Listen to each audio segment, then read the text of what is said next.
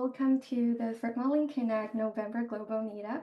My name is Xuning Su. I am the Community Manager of Threat Modeling Connect, and I will be your host today. If you're new to our community, welcome. And if you're also new to our meetup, welcome to our meetup. This is our monthly community gathering. It's a safe and supportive space where you can share your challenges, where we tackle those challenges together and share experiences with each other. As always, we follow the Shandon House rule to create that safe and supportive space. You are free to use any information that you receive here, but neither the identity nor the affiliation of the speakers nor that of any other participants may be revealed. Our agenda today is follow our usual structure. After the intro, we'll take a group photo. We'll welcome our speaker this month, Susanna Cox, to the stage. And after her presentation, we'll move into small group discussions for 20 minutes. This is a really interactive session. We encourage you to stay on. That's really the part that you don't want to miss out for our meetups. And during the small group discussions, you will be with between 5 to 8 fellow community members in a group. You have one or two facilitator being with you, and we have prepared 2 prompts to help guide the conversation. It's really fun, so don't miss out. And afterward, we will regroup, and each group will share your top insights. So without further ado, I'm excited to announce and to share that this month we have Susanna Cox joining us as our speaker. We're going to dive into a really hot topic, threat modeling and AI. Susanna and I met at the Global OWASP event, I think 2 months ago, where she gave a really, really insightful talk on threat modeling in the age of AI. And after watching that talk, that's when I decided that I'm gonna invite Susanna to share her insights with all of you. As you know, we've seen that a lot of you have been faced with the challenges of now that AI is all the rage, and how can we respond to that? How can we manage that through threat modeling? And I think I hope that you will find today's session really insightful and helpful. Susanna is a true AI security pioneer. I will let her introduce herself in more detail, but I'm excited to welcome her to the stage. I'm gonna stop sharing, and the floor is yours. Thank you so much, Tuning. I'm so thrilled to be here. Thank you so much for having me. Let me go ahead and try to share my screen just so that I can make sure that it's working. Let's see, hopefully everyone can see the slideshow up here. And let me make sure that I can, oh, it's going through the whole thing. Okay. All right. So I want to talk about, I'll give a brief introduction about myself. I think Xuning probably explained it pretty well, but I'm an AI security person. I started out as a red teamer a long time ago. I have over a decade of experience in breaking AIML systems and studying their security vulnerabilities. A couple of years ago, back in 2022, I decided to go more purple team. And I wrote a paper about securing AIML systems and how to do security from the other side. So I've been a bit of a purple team evangelist ever since, especially for AI systems, because it seems like the knowledge between security professionals, or I should say among security professionals, developers and AI practitioners, the siloing is really intense and extreme. So in order to try to break down those silos, I'm hoping to introduce the purple teaming idea to people who haven't heard or seen it applied in AI, or at least not in this way. So that's a little bit about me. In terms of what we're going to talk about, this talk is about understanding the centrality of data to AIML system security and applying that knowledge through the lenses of 3 methodologies. So I want to talk about how important data is to AIML systems, because I think that is the key that will help people begin to understand and apply, because this is a very huge ecosystem. There's a lot going on. So rather than try and explain every single AI threat, I just want to give people the ability to analyze and understand where the threats may lie in their AI systems. So if you have one thing that you keep in your mind, I want it to be the importance of data and how much data matters to AI systems. So this will be tool agnostic. We'll focus on understanding how the role of data changes threat vectors for AI versus traditional systems. And the goal here is to become prepared to think critically about data and modeling the threats in any AIML driven environment. So with that being said, I just wanted to briefly go over the threat modeling manifesto here because I think it's an excellent resource and I've linked to it in the slides. Threat modeling is analyzing representations of a system to highlight concerns about security and privacy characteristics. So that's what we're going to be doing here today, taking 3 different representations of AIML system security and looking at what data means in each of them. So at the highest levels, when we threat model, we're asking 4 key questions. What are we working on? What can go wrong? What are we going to do about it? And did we do a good enough job? So data has moved from being something that people treated as this unlimited resource that we could make tons and tons of money off of, zero downsides, to actually being a pretty considerable security risk. In the 2010s, 20 teens, we all heard that data is the quote new oil. Tremendous value and basically no risk, high reward is how organizations were looking at it back then. Now, in the 2020s, we have a different situation where people are realizing that data is the attack vector. And I say new here, but it isn't really new because this has been going on almost since AIML systems have been developed. Definitely in the 2010s, security risks were known, but they weren't widely known. But as more systems are integrating AI and technosocial systems, the risk is spreading and people are starting to become more aware. So how AI works at a very high level is it takes data and it receives that data in a machine readable way. It learns patterns from the data and then it makes inferences, very high level. This requires a great deal of operationalization. You can't just do these inferences in an ad hoc manner because AI is about scale. At its core, what we're trying to do is automate things, generally speaking, and do them on a very large scale. And often that's inference. So we need something like DevSecOps for ML ops because we need to implement security. We have to operationalize. We can't do security without operationalization. We can't really do effective inference without operationalization. We can't do an effective product without operationalization. So really, this idea of scale and operationalizing our defenses are tied very closely together with AI systems. So when we operationalize, we get many, but not all of the answers to what we're working on, what can go wrong, what we're going to do about it, and whether we did a good enough job. And I'll come to, or I'll come back to this a little bit later to talk about how to get more of a complete picture for the answers to all of these questions. But just right now, keep in mind that AI is about scale, and this requires operationalization. So today I want to go over 3 specific approaches to understanding AI threats. We have the NIST AI 100-2E 2023. That's the NIST taxonomy on AI security threats. We have the OWASP AI Exchange, of which I am a part of the author team, and a Boolean path threat model with OTA loop analysis, which comes from my paper from 2022. And this is just to get a comparison for, once we understand the role of data, how do we apply that in a game theoretic manner? So there are links to all of these frameworks here. But I want to just talk briefly about how the CIA model is being implemented in AI. Well, there's a reason that I bring this up because one, everybody knows the CIA model, right? We're all familiar with confidentiality, integrity, and availability. And also because NIST uses this in their AI taxonomy.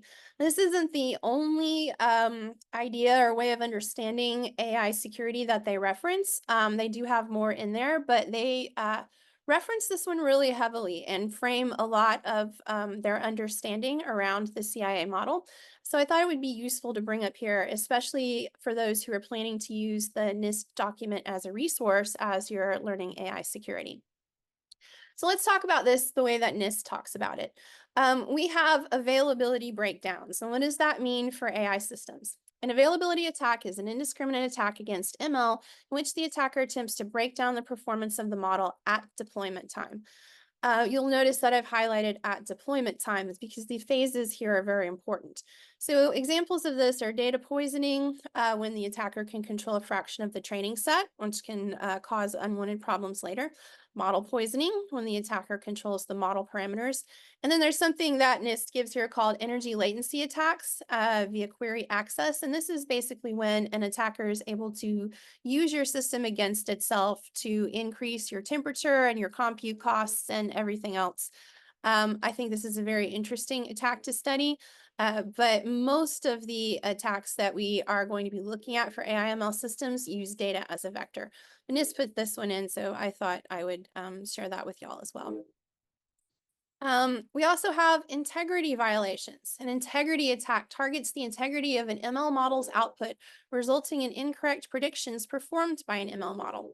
So we have two that NIST categorizes here: evasion attacks at deployment time, which is modifying testing samples to create adversarial examples, which are misclassified by the model to a different class. So you may have seen that computer vision models can be tricked in some cases, for example, by putting a sticker on a traffic sign, and then the model no longer recognizes the traffic sign. So there's examples of creating adversarial examples to feed into the model, and most of these will be imperceptible to humans. You won't be able to look at this data set and tell that it's been affected. And then we have poisoning attacks at training time. So you have targeted poisoning. You can violate the integrity of a few targeted samples. Backdoor poisoning requires the generation of a backdoor pattern. And that always, again, is with the intent of causing misclassification. And then there's model poisoning, which can be either targeted or backdoor attacks. And all of these different types of attacks assume different levels of knowledge on the part of the attacker. But we see here that we have integrity attacks, and they're categorized at deployment time and at training time. Just something to keep in mind. And then finally, we have privacy compromise, which NIST gives at deployment time. So attackers might be interested in learning information about training data, which results in data privacy attacks, or about the model, which NIST calls a model privacy attack. So those who are familiar with Gen AI are aware that sometimes those can spit out sensitive data that they've either been trained on, or user interactions and that sort of thing. So there's a couple of examples of what NIST gives here as a privacy attack. Data reconstruction, which is when you can infer the content or the features of training data. Membership inference attacks, you can actually infer the presence of data in the training set. This is a particularly nasty one from my view, because the resources that are required to enact these are actually not as big as you might think. Data extraction, when you can extract training data from generative models. Property inference, where you are getting properties about the training data distribution. And model extraction, when you're actually able to figure out parameters of the model. These are all compromises that can happen at deployment time, and NIST calls them privacy compromises. So looking at that through the CIA lens, it gives us kind of an idea that aligns with our traditional, more familiar ideas of how we protect data flows in these systems. But an AI tailored approach would actually go back to what I was talking about earlier, which is those phases of development. So, we see NIST putting these in the CIA model, whether it's confidentiality, integrity, or privacy violation, how they categorize it. But you still have to reference what development phase it happens in, whether it's during training time or whether it's during deployment. So this is because many AI-specific vulnerabilities occur during these key phases in the AI development lifecycle. This is not everything. There's more available in the resources, but I really want you to focus on how the lifecycle phases divide these up. So training time, we have poisoning. And then deployment time, we have evasion and privacy and model theft as our main risks. Looking at these vulnerabilities through when they happen is actually very applicable when you start to get out your data flows and make up your threat models. So Let's look at these risks and threats through the lens of AIML life cycle phases. So, when we look at training time, we're looking at the risk of poisoning. So, this is a broad category for what we were discussing earlier, which is manipulating data that the model uses to learn in order to affect the algorithm's behavior. So, this example is from the OWASP AI exchange. An attacker breaks into a training set database to add images of houses and labels them as fighter plane to mislead the camera system of an autonomous missile. The missile is then manipulated to attack houses. I think we can all agree this is a very bad outcome, which can occur through data poisoning. Um, and there are a number of others, depending on how these systems are deployed. This is one of the most pernicious and difficult to defend against risk to AIML systems. Mitigations that you can apply here include protecting your data, which sounds very straightforward, but is not necessarily as easy as it sounds. But these are our basic security controls, in addition to some AIML specific ones. We can either increase the amount of data or alter it so the poisoning is less effective. And what this enables us to do is sometimes add noise or smooth data so that the poison samples are not able to have as big of an impact. We can build models that are resilient to poison data, potentially through adversarial training as well as some other methods. And finally, we can monitor data for poisoned attacks. So these are just some of the mitigations that you can find on the OWASP AI exchange under training time and poisoning attacks. Let's look at deployment time. So we have a couple of risks here. Let's talk about evasion first, which is, again, creating input which maliciously misleads a model into performing its task incorrectly, or as NIST puts it, into a misclassification. An example is slightly changing traffic signs so that self-driving cars may be fooled. Again, you put a sticker on a stop sign that causes your model to misclassify it as something different. A car might not stop. And there could actually be loss of life or, damage to property that's pretty significant because of something like this. Mitigations. You want to monitor your data for unusual or known malicious inputs. You want to distort your inputs in order to make adversarial changes less effective. And once again, you want to design systems which are more robust to these examples, possibly through adversarial training. Let's look at another deployment time risk. This one is sensitive data disclosure in the OWASP AI exchange. And you may remember this from the NIST model as privacy risk. So it's a little bit of a different way of talking about it and understanding it. But this is how it's categorized in the OWASP AI exchange under development time threat. So as an example, the output of a model might contain sensitive data from the training set. A large language model, Gen AI, may include personal data that was part of its training set. This is also sometimes including copyrighted data and other things that you may wish to keep private, particularly if you're training and adapting your own model in-house. And it's important to note here that data from the training set can be disclosed either by malicious activity or normal use. Like sometimes just users interacting with these models can cause them to disclose the data. And then sometimes people can actually do it deliberately. Mitigations include filtering sensitive output, obscuring your confidence indications. So this makes it a little bit harder for someone to understand what's going on with your model, and keeping your model small to prevent overfitting and memorization. So memorization is what it sounds like. It kind of ascribes a little bit more of a cognitive bent to this than I would like, but basically the model remembers specifics of the training data. So keeping models small actually helps prevent that. So let's go ahead and look at this game theoretic idea of modeling AI security. So we have in our mind right now an idea of the importance of data, like how data matters, how important it is to AIML systems. We've seen that we can categorize data risks according to the CIA model as a confidentiality, integrity, or availability violation. And we've also seen that we can categorize these according to where they are in the development phase for AI. So how do we actually model this threat? So this is a Boolean threat model, which is from my paper from 2022. I actually adapted this from a RAND Project Air Force report. So this is taken from the world of aerospace and defense. and then applied to AIML systems. So what we see here is that an attacker needs two things in order to have a successful attack, right? They have to have all of the costs and ability to meet those costs, and then they have to get some type of benefit. I think that's pretty much the most self-explanatory one. Like they have to have some type of impact.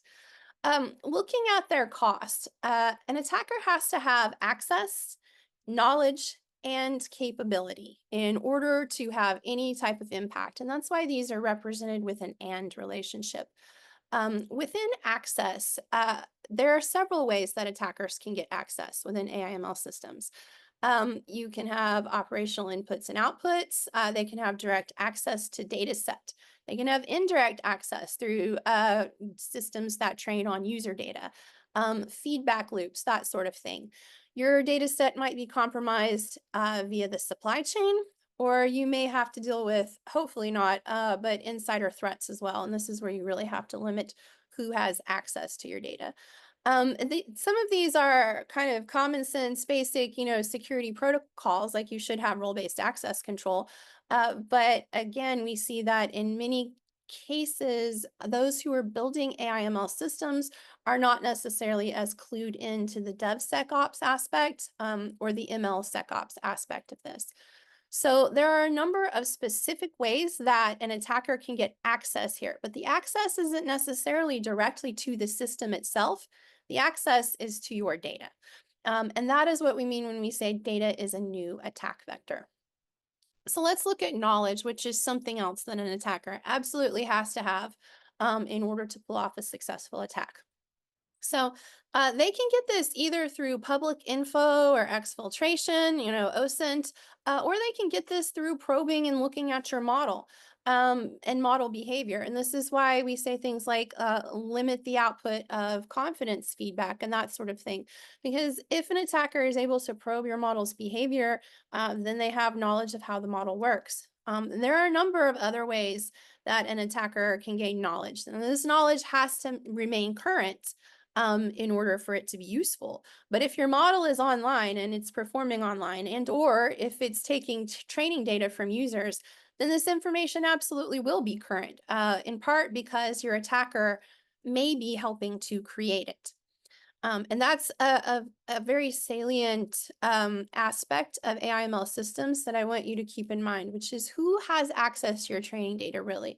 Moving beyond the idea of access control within your system, who is helping to create your training data? Where did your training data come from? What is the supply chain like on that? And so forth. These are all questions that start to come up for AIML systems in ways that they don't for traditional systems. So at the highest level in this system, the adversary has to do four things. They have to access the system in question. They have to know enough to conduct an attack. They have to have the resources and capability to carry out the attack, and they have to create negative mission repercussions for defenders. So let's look at this again through the lens of data.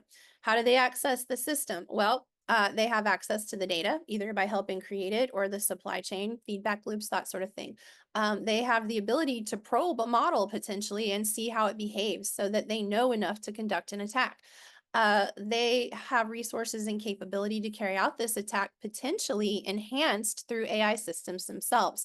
We're seeing how AIML powered tools actually enable these attacks against AIML systems so that attackers can operate with greater speed, greater efficiency, and greater mathematical precision. And that effectively gives them a lot more resources to meet the costs that they need to create negative mission repercussions for those of us who are defending. So in AIML systems, an attacker may be able to gain knowledge of model behavior or specs through probing the system. This can also apply to data sets, and they can gain direct access or semi-direct access to your training data through your user-created intake, feedback loops, supply chain, or security breach. So these are all ways that an attacker may be able to get the access and knowledge that they need, which are AI specific that you as a defender need to start taking into consideration and thinking around. I'm not sure how many people are familiar with the OODA loop. This is one of my favorite models because of how simple it is to understand. But it is pretty classic. This has been used in a lot of domains, but it has special implications, I think, when we talk about its application in AIML systems specifics. So, OODA loop stands for observe, orient, decide, and act. It's an information processing and decision framework that's used in all sorts of tactical ops and game theoretic modeling for information warfare, which is effectively what we're talking about when we talk about data. It's a form of information warfare conducted against AIML systems specifically. So the OODA loop models how adversaries and defenders have to gather their information, filter that information, make decisions, and act to create impact. So both red attackers and blue team defenders have an OODA loop. And the goal is to stay inside the other team's OODA loop so that they are unable to observe, orient, decide, and act as quickly as they need to prevent attacks or to start attacks, depending on what side you're on. So, in an AIML system, there are some distinct changes to the OODA loop.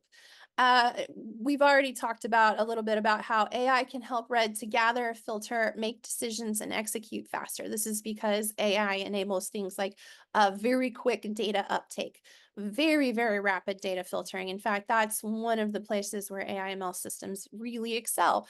So if you have any access to any data whatsoever about a model or a system, but it's just absolutely massive, that in the past would be an impediment to understanding and attacking these systems. Not any longer, because Red can use AI to assist them. It can also help them make decisions faster through either analysis, optimization, or classification, and it can help them execute faster.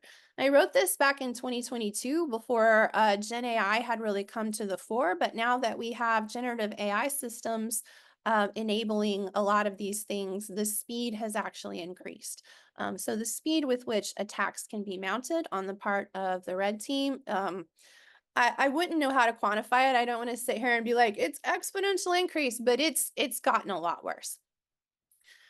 It's also important to note that access to blue or the defending team's data and feedback loops tighten red's OODA loop. So the more access an attacker has to your data, the tighter that loop gets, meaning they are able to gather data, they're able to filter that data, decide what to do, and execute on it much, much, much faster. So we have two compounding factors here at a minimum, and I'm sure others can probably think of more. But these are, in my mind, are two major ones that tighten this loop for red and make it very, very hard for blue to get inside and disrupt it. One is the AI aid in gathering, and two is the access to that all important data. So as you're thinking about this, think about how quickly would I know if my system was being attacked through some sort of poisoning attempt or someone was trying to extract data. How quickly would I be able to understand this information? Would I have to sort through piles and piles of logs? Or do I have a system that monitors and presents this information to me already? And then how quickly will I be able to decide what to do and return to a trusted system state? And this just brings us back to the importance of operationalization, which I cannot stress how important it is to operationalize not only your AIML systems and inference and deployment, but also the security that protects them. Because if you don't, you risk losing this race to the attackers. So, how can we map and secure this attack surface? Now we have these three sort of frameworks and ways to understand what it means. Um, I want to give you some concrete steps here that you can take, and they seem really simple on the surface, maybe. But when you start to apply them, thinking about game theoretic modeling and how they work with the OODA loop, maybe apply these to how you protect your data and model availability and confidentiality and so forth. They start to take on a lot more depth. So I'm going to give you three steps to understanding your AIML system attack surfaces, and then three questions that you can ask to make sure you've really got a handle on it. So number one, when we want to understand the attack surface, know your data flows. Um, know your data provenance, number two. Number three, know your data governance. So what do I mean? I want you to be able to take out a process flow diagram or some other sort of mapping system and say, this is where data is going in my system. This is where training takes place. This is how we're loading it. This is where we're making inference. This is where experimentation happens. This is where we decide when to release models into production. When you start knowing all of these flows, you are automatically, one, operationalizing, and two, gaining incredible system insight into understanding where your data vulnerabilities lie. Number two, know your data provenance. This is where your data comes from. This is your supply chain. Where did this data set originate? Is it created from user data? Did you purchase it from a data broker? If so, does it come with a data sheet? Do you understand what this data set is made of? These are really important questions to ask and be able to answer, especially because these data sets are massive. And again, when we're looking at adversarial examples and so forth, many of them are not visible to the human eye or human readable. So it's very important to have an idea of where your data is coming from. Oh, and I'm in Oakland, California. There's a train going by here. So if it gets too loud, let me know and I'll take a break. But I think it's past now. Um, Number three, know your data governance. This is especially critical. You have to know your data flows first. Understand how you're meeting compliance, both in terms of traditional security and in terms of AIML compliance. That's going to be a huge patchwork of regulatory compliance initiatives here in the United States and abroad, just because there are so many individual regulations coming down the pipeline. So I'm sorry, I don't mean to scare you. That one's probably going to be a lot. But when you start to understand where your data lives, how your data flows, and include your models in this, because your models are made of data and they contain data. When you start to understand where your data sets come from, and when you start to really understand how governance works under your data, not only have you increased your general situational awareness, but you've also taken significant steps to operationalizing, which again, can't stress it enough, not only helps keep your models in production working, it also is absolutely essential to your security posture. So how do we do this? Three questions that you can ask, which may seem deceptively simple on the surface, but actually you may be opening up a whole range of system implications. So number one, ask, is it secure? This one sounds really, really simplistic probably, but just by asking this question and really starting to drill down and understand your system security, you've already got your developers and your data scientists thinking in a more secure mindset, and you can begin to understand where the holes are. And again, we talk about AI data threats, but oftentimes people do not have proper access control in place, or they're hard coding their cloud keys into things that become publicly available. So these are the really basic compromises that can be avoided by asking if it's secure. And you can also get your developers and data scientists and MLEs thinking around these lines. Number two, can we operationalize? If you do not have a plan to operationalize your AIML system, you do not have a plan to deploy, pure and simple. You can't get these systems properly into production unless you operationalize them, and you absolutely cannot secure them once they are in production without operationalized security. And this may seem like a really, really simplistic thing to ask, but time and time again, what we see from organizations is that they'll come up with this great AI model, like, oh man, we can make this incredible inference. No one's ever been able to do it before. We have this amazing ability. Okay, how do we scale it? How do we get it into production so that we can get results from this model on a large scale? And if you don't have a plan for that, then you don't have a plan for security, and you probably need to go back and start at a lower step. Question number three, does it scale? Because remember, AI is about inference and scale. So if you are unable to test these pipelines and make sure that they are resilient to scaling, then you probably have security problems. And this one's my favorite because it's so simple, but like if you can't scale it, then you're not going to be able to monitor for things like data poisoning or evasion attacks and that sort of thing. So this is incredibly important to securing your AI systems. So take time, know where your data flows, know your data provenance, know your data governance, and then take a look at it and ask, is it secure? Can we operationalize this? Does it scale? And so, a really, really easy way to do this is to take out your process flow diagrams or whatever engineering materials you have that show where your operationalization is and where your data flows, and look at your training time and your deployment time.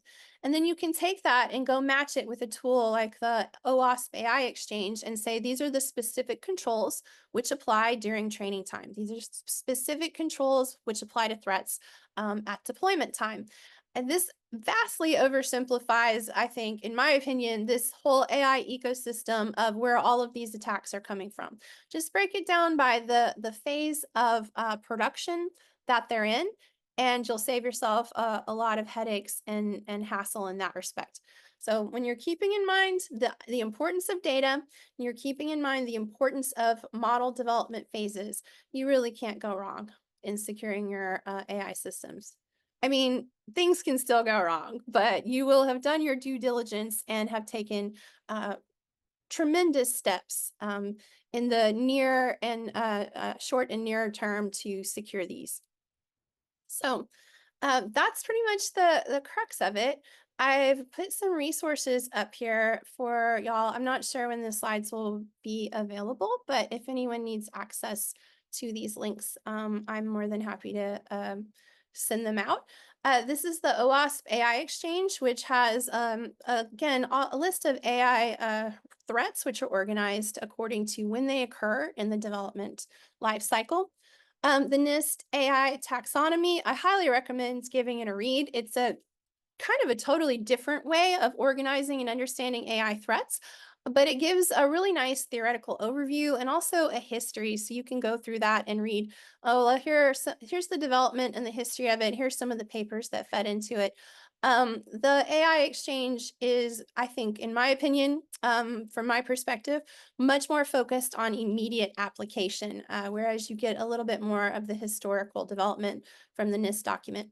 I also recommend checking out the Threat Modeling Manifesto. I'm sure people in here have done that, as well as the threat modeling capabilities. And also my paper from 2022, which it feels like forever ago, but these security risks are still relevant. And that's the source of the Boolean diagram and the OODA loop discussion. It goes much more in depth. You can link to that. And lastly, my personal site, anglesofattack.io. I will be uploading in the next few weeks a lot more content there on developing safety critical AI systems. So feel free to check that out as well. Okay, I think that's it for me. So I guess I should return my screen to you, Shining. Okay, thank you so much. I really appreciate it. Thank you so much, Zena. This is really, really good. Super solid, so much great insight, and we love that it is very, very practical. Thank you so much. Can we give a round of virtual applause to Susanna? A really, really good one. Awesome. All right. And I just realized I was like way too excited to get into the presentation, and I forgot about the group photo, which means we're gonna take it now.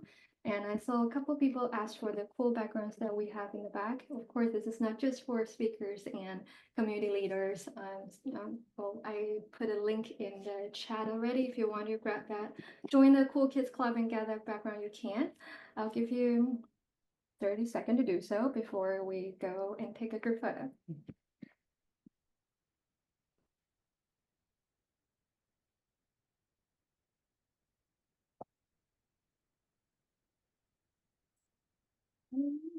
I will count from three. I will take a photo, and then I'll send all of you into the breakout room for small group discussions. All right. So I'll go 3, 2, 1. Say cheese. Apparently my screen cannot fit everyone, so I have to take twice. All right, let's do this again. 3, 2, 1. Say cheese. Awesome. All right, let me pull back my screen. So we won't have our 20 minutes discussion, so I apologize. It will be shortened to 13 minutes. We have 2 prompts here. If you have questions about these prompts, your facilitator will help you and you can explore that as a group. Probably don't have time to go through both prompts, so as a group, you can decide which prompts you want to focus on. All right, so without further ado, I'm gonna send all of you into your respective small groups. We'll be back at 11:40. 57 or something. All right, and there will be a 60-second reminder before the group closes, and you can wrap up and pick someone to share the topic. All right, I'll see you back there shortly.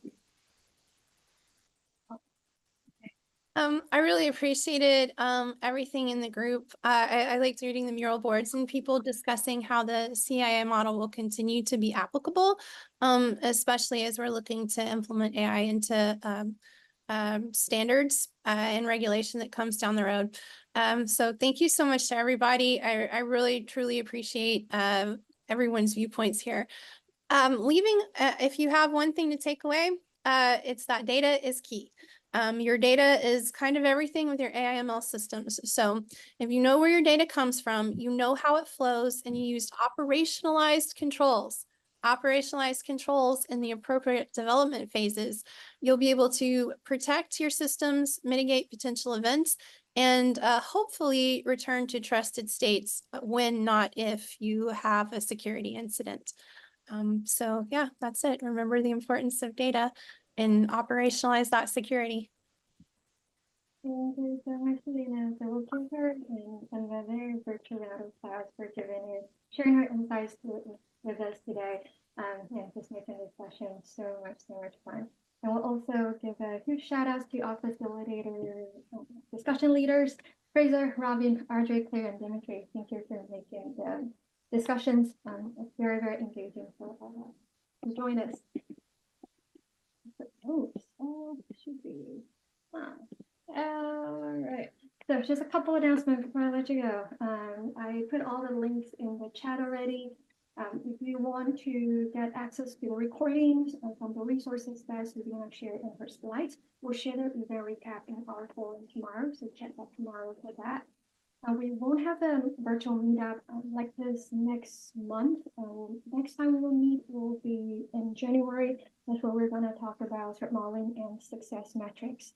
Registration is already open. If you want to head over to our event calendar, check out upcoming events in the link. You can find that event and register.